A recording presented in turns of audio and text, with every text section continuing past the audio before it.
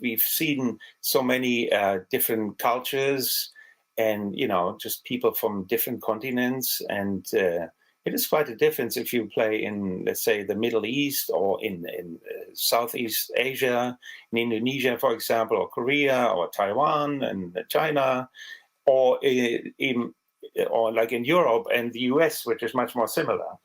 And we even played in Northern Africa, like Egypt, at the pyramids, and in South America, in almost every country. Music has something that connects people.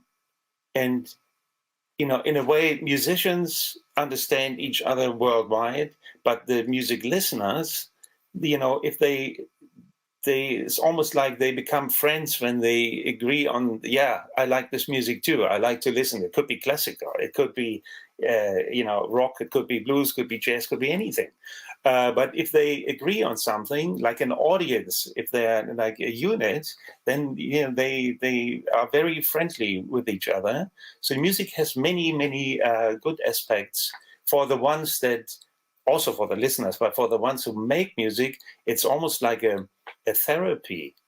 Sometimes when I'm stressed out or something, I go to my studio, I grab a guitar, and I play for half an hour, and I feel fine. So music has very almost like a healing aspect.